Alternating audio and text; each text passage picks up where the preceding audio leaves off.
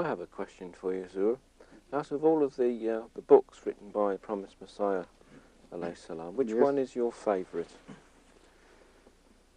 I think it goes on changing in a sense, in a manner of speaking, because at different times some books are more related to the situation and seem to be addressing me directly more than other books. And so I keep on, shifting my internal assessment of relative importances. Of course, every word of Messenger is important, but this happens in every case. I remember when I started reading Ghulam, for instance, there were certain verses I liked, and the others which I thought were less important. And then second, third, fifth reading or remembrance of the most famous poems went on shifting my choices and preferences from these to others. And after that, everything got, all mixed up. You only need a verse first by situation, and then it comes to you. That sort of thing happens. And during the recitation of the Quran, right from my childhood, I used to mark the verses, that this verse is very special. And then so many other special verses started coming up.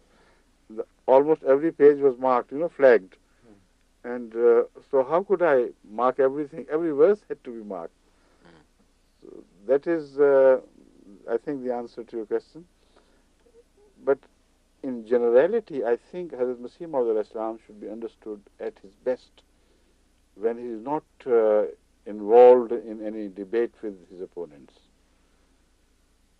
When he is just performing his task of prophethood, of purifying people, of giving them wisdom and truth, deeper underlying truths of existence. There, that is in Malfuzat. And he comes and speaks to the people in generality without addressing any enemy. There he appears to be right at his best. And in his poetry, he is at his best when he speaks of love. Love of God, love of Muhammad Rasulullah, love of the Holy Quran, love of the people. If you must know him, you know him there. And that is his true personality. When he is involved in debates, then many a time he is fighting a war, a battle, and strategies are employed. And a cunning enemy has to be rebutted in the same terms. Sometimes you find such harsh language used as if against Jesus Christ. That one shudders. Look here, he claims to be Messiah himself, and this is the language he has used against Jesus Christ. But another time when you hear him talk of Jesus Christ and read him write about Jesus Christ, the picture he paints is so lovable, so beautiful, so wonderful. And he seems to be suffering for him when he suffered.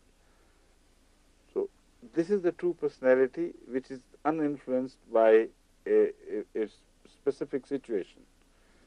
Now, then when you read him again elsewhere, then he describes, he said, look here, when I respond to the Christian attacks on Rasulullah Kareem Sallallahu Alaihi Wasallam, my blood boils and I'm so helpless. They can call Hazrat Muhammad Rasulullah an impostor because Christianity does not make it binding on every Christian to believe in every prophet of God. But look at my situation. I'm helpless, totally bound hand and foot. I know Jesus was a prophet of Allah, so how can I take my revenge? Which, willingly I have to, because he says I can't tolerate this. The filthy language used against Muhammad is so hurting. So he said, I have invented a strategy. I do not attack that image of Jesus which is presented by the Quran. Never once have I ever even referred to that. I only attack that imaginary Jesus which Jesus was not. Yes. You see, that Jesus which is referred to in the New Testament in the corrupted form, that Jesus which is presented by St. Paul and others later on, of which we have no evidence in the Quran or or in any genuine biblical statements. So he says there, I take my revenge. He said, if that is your Son of God, then this is that according to your admissions.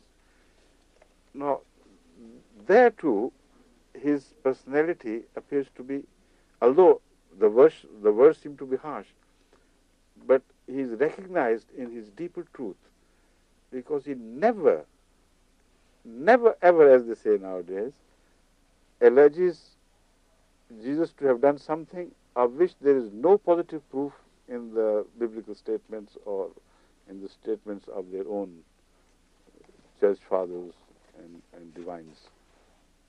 So not as an iota of a character or a style of life is attributed to Jesus Christ by Hazrat Mirza, which is not founded and which is not as such acceptable to the Christians themselves. He brings all these different references together to create another image, which is hurting. But they know they can't do anything about it, because this is what they have admitted themselves. This was Jesus. But when they attack Hazrat Muhammad Rasulullah, they go on doing, imagining things and concocting stories. He called the mountain to his side. Mountain said, didn't come. He said, all right, I'll go to the mountain. All this, hocus pocus nonsense. So this is also again a difference. Even in the severest attitude against his opponents, he never deviated even an iota from the truth. So this is how I think Masih Maud should be read and understood. Otherwise, if you don't read him as I have explained, maybe at times you will be surprised what's happening. He's not that loving person we knew. So when he is just speaking of God, of Muhammad Sallallahu, of the Quran, of people, of humanity, of natural reactions to the enemies, etc., of services to mankind, there he is, of course, at his best, in the sense that he is there, pure and unadulterated person, undiluted, as he was.